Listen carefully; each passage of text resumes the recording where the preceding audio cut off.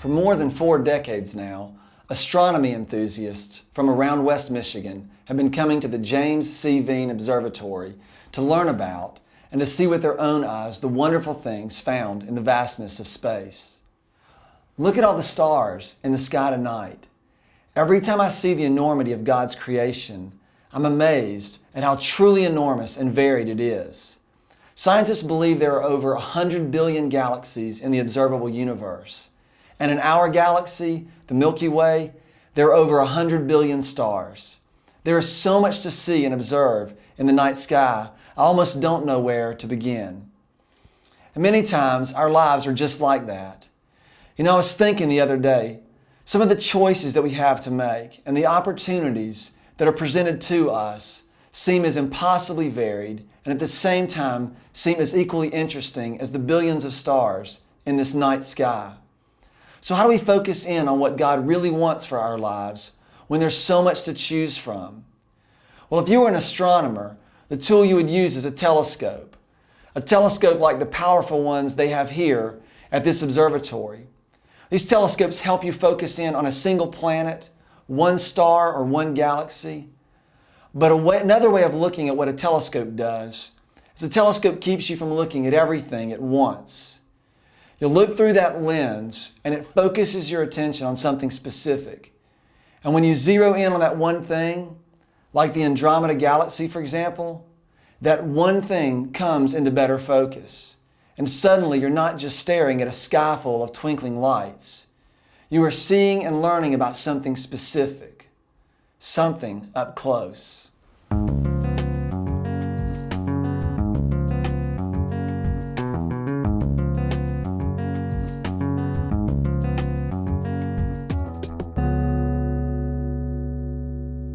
I needed to see something up close. That's what I realized that I needed to do with my heart, with my character. I needed a way to bring specific aspects of my life into clear view so that I could do something about it. I needed a way to do something about the change that I hoped for. I needed vision for my life. That is where my one word was born. I ditched my long list of resolutions and I started choosing just one word as my focus. One word that represented an aspect of my character that I most wanted God to transform in the coming year. And then I would spend the entire year focused on that one word. In that year, I discovered the power of vision and the power of focus. We marvel at visionaries who seem to have a single-minded focus. People like Bill Gates, Steve Jobs, Thomas Jefferson, Michael Jordan, Nelson Mandela, their focus and tenacity led them to great accomplishments.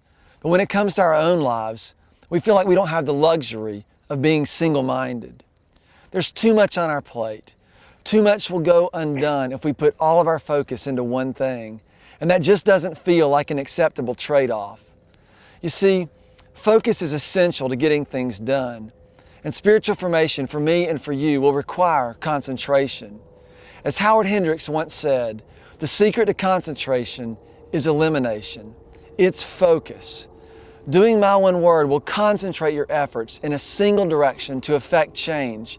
And this is really the power of personal vision. A few years ago, I discovered that I don't have time to live my life.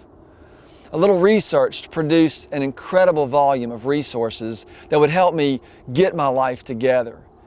For example, Martha Stewart's Housekeeping Handbook is over 700 pages long, 744 to be exact.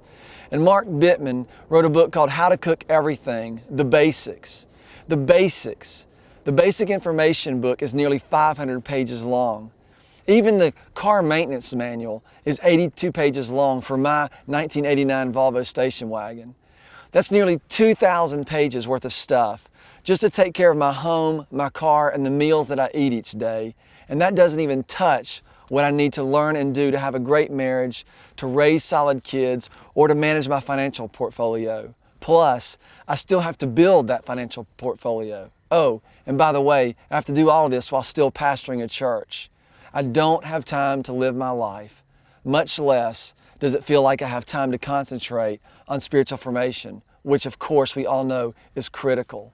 That's what I discovered one January as I was using the fresh start of a new year to try to get my life in top running order. I realized that I don't have time to live my life the way everybody else says it's supposed to be lived. And I also discovered something more sobering, that just because I woke up the next morning and intended to do something, I discovered that the normal, natural pace of my life is not likely to lead me towards spiritual transformation. If anything, it pulls me away from it. Life moves fast and it requires us to hurry. But spiritual formation will never happen in a hurry. You must arrange your life. You must make provision for spiritual transformation in your schedule, in the way you think, in the way you see. This is something that is true for all of us. The normal natural pace of your life will not lead you to spiritual formation.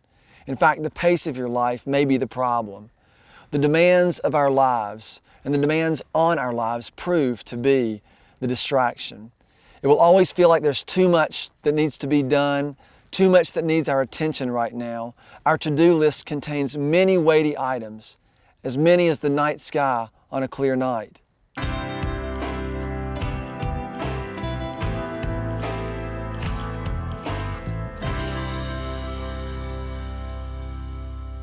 I love January, New Year's to be specific. When the clock strikes midnight, the new year rolls in, there's a sense of freshness, of purity. You can think to yourself, and sometimes I do, I have not sinned at all in 2012. Then at 12:05, somebody does something and your streak of perfection comes to an end.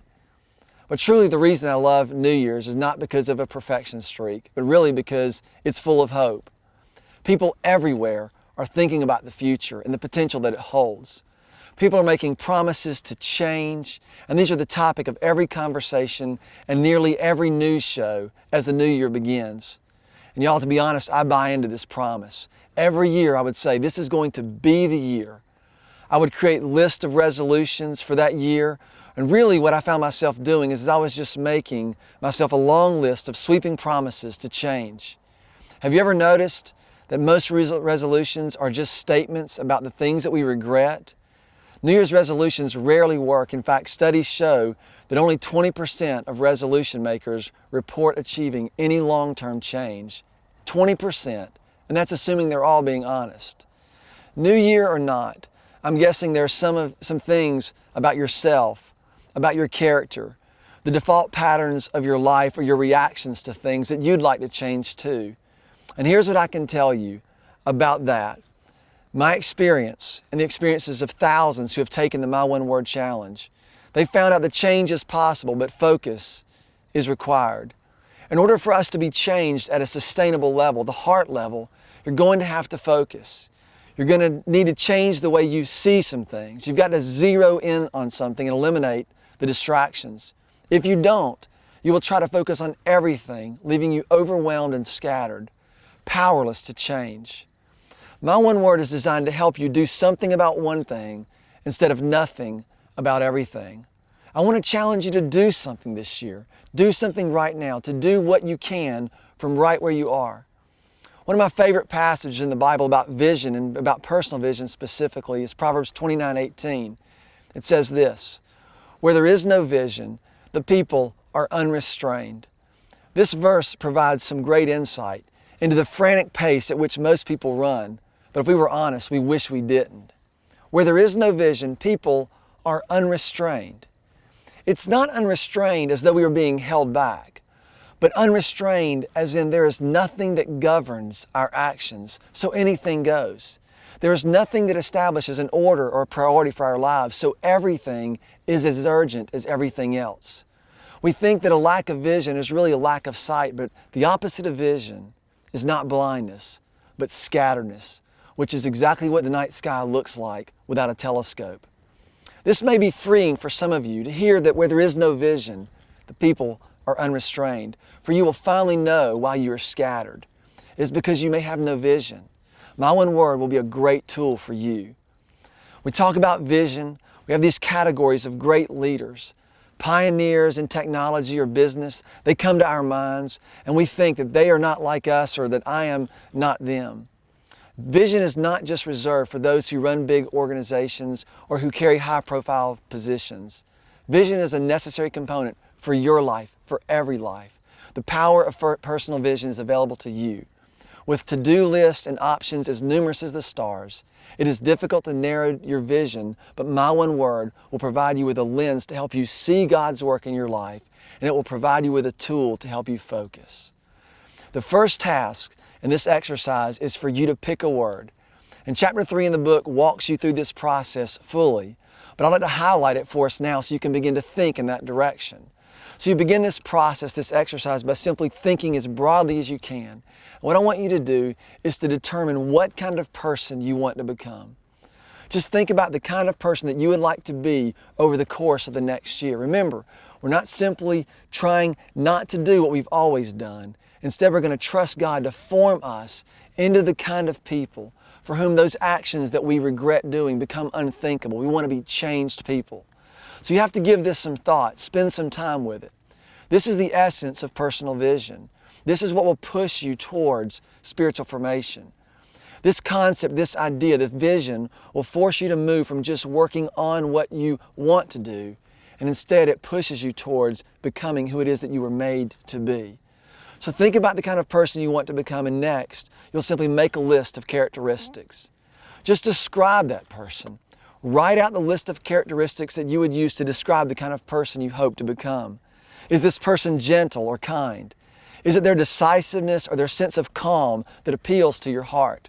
Are they generous or patient or tenacious or lighthearted? Don't limit your list. Just describe the kind of person you'd like to become in as many words as you can come up with. And don't be intimidated as you look at your list and think, well, I could never become that way. Just describe the kind of character required to live the life that you wish to live. There is no wrong way to do this. Your list will be highly personal and unique. It may even contain words that only make sense to you. My list usually includes words that I like and words that I don't like. I try not to edit this list as I come up with it. Deleting words off of your list is very easy, plus it doesn't cost anything to write them down, so fill an entire page if you need to.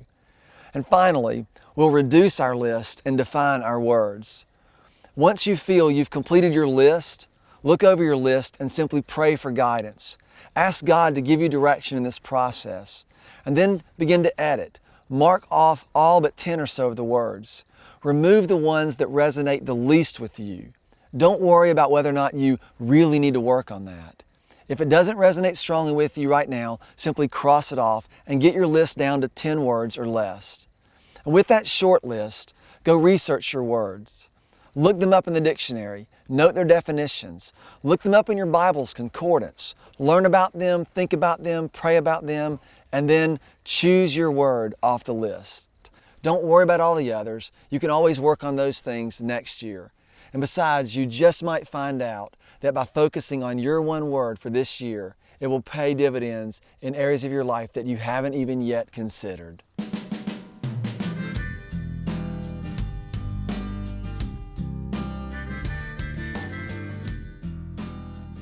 Over the next few weeks together, we'll talk about how desire and intention alone can only carry you so far, and how to stay with your one word for the long haul, to stick with it for an entire year in order to see the lasting change that you hope for.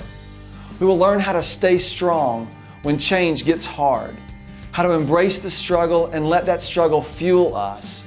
We'll also discover the importance of your small group in the community and the accountability required as we walk together through the year with my one word.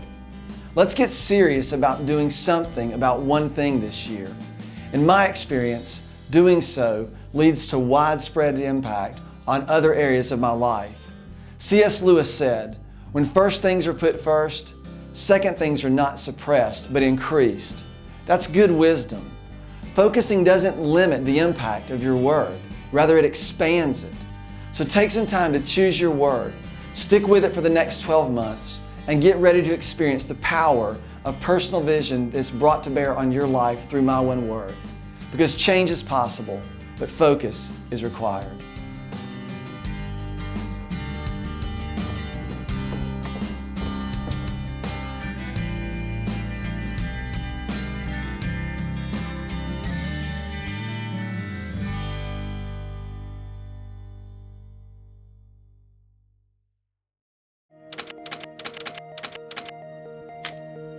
Delight. That's my one word. Over the last 3 years, Mike has been challenging us to choose one word to define our lives by throughout the year. In the past, I've chosen words that reminded me to press through in the midst of life's chaos. Words like conquer and perseverance. But with those words, my focus became just getting through, instead of looking for God in whatever situation I was in. At the beginning of this year, my life was in transition. My older brother had moved out, my sister was graduating, and while they were busy making plans for their future, I was still trying to figure out mine. I was worried and confused about what was next for me. My actions, my attitude, and my heart were all headed downhill. So, when I was picking my word this time around, I felt like I should choose something that would do more than just get me through. I wanted my one word to reflect my love for God and to express my actions in a different manner. In the midst of trying to persevere and conquer, I realized that I simply forgot to delight in the Lord and His provision for me. So this year, I chose the word delight. 1 Samuel 2:1 says, "My heart rejoices in the Lord. In the Lord my horn is lifted high. My mouth boasts over my enemies, for I delight in your deliverance." This verse spoke to me because it shows that around every blind corner, down every unknown path, no matter what transitions life throws at me, I can delight in the deliverance of the Lord.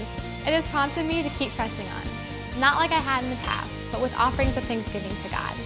Now, instead of just pushing through, delight has helped me not to miss what God is doing in my life right now, in this moment. I haven't just written the word delight in my mind, but rather He is writing the word delight on my heart. Delight. That's my one word.